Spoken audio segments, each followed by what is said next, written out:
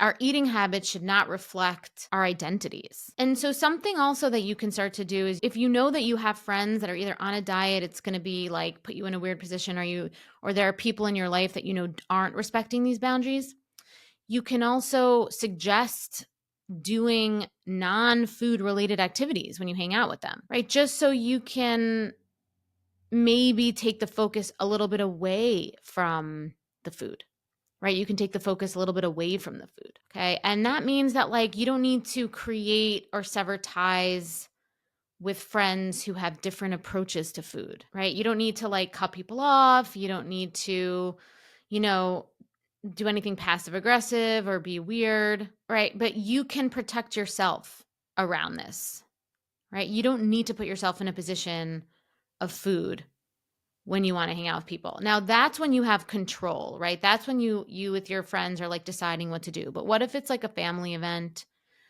or you know, if it's a holiday season, which we're in at the moment as I'm recording this, then the work is really being so connected to hunger cues, your motivations for eating, having your own plan, right?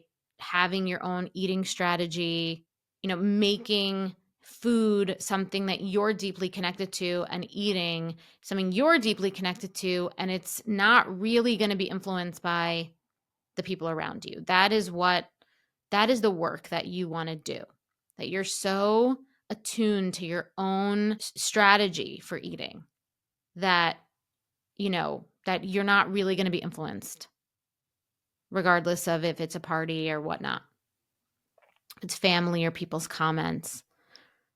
And that's the work that I help clients and students with in my programs. So if that sounds interesting to you, then definitely join the mentorship, because link will be is in the bio, link is in the show notes. If you're interested, you could take a look, but that is the work that we do. You know, the other thing you want to think about is if you do have a friend or family members that they consistently create an energy within your nervous system that creates insecurity, that creates anxiety. You know, and like I said before, we don't want to cut people out of our lives, but if there are consistent people in your life that do trigger anxiety, insecurity, you know, you might want to take a closer look at those relationships and see if maybe you're investing too much of your energy towards them, even if they're family, you know, even if it's a friend that you considered a good friend. Like, you want to really take a deeper look, because you want to have friends that are having their own experience with food too, but they can respect your boundaries. They don't need you to eat a certain way to make them feel good, right? That's codependent. That's not healthy, right? You want friends who understand that they might be having their own experience with food, but they want you to celebrate your experience with food. They want you to listen to your body, right? They want you to feel comfortable. They're not like judging you in any way. They're not connecting your identity around your, you know, your eating habits, right? They're not making your eating habits such a big deal. But you'll be surprised, because as you start to show up with this type of autonomy and agency with your eating habits, you're going to see you're going to inspire people.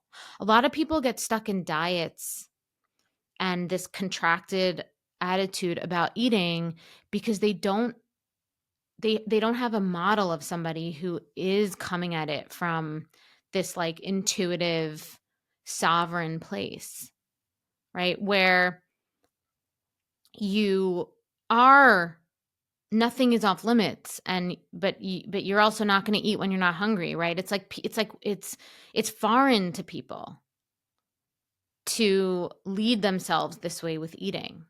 And that's why this ends up being very inspiring for people, right? Because they'll see like you're not, you know, they're trying to pigeonhole you into something, but they'll see over time that's, you know, that's not, they can't pigeonhole you, right? Because they'll be like, "Oh, I thought you didn't eat cake. Oh, I thought you didn't do this. Last time I saw you, you weren't eating this. Oh, now you're eating this?" It's like, babe, dude, like, no, it's not black and white like this. It's like I make eating decisions based on something else other than what's right or wrong, what's allowed or not allowed. Like that's, you say, like that's this, I have my own approach. And then they'll start to be curious about your approach. And, people that you'll quiet the dissenters.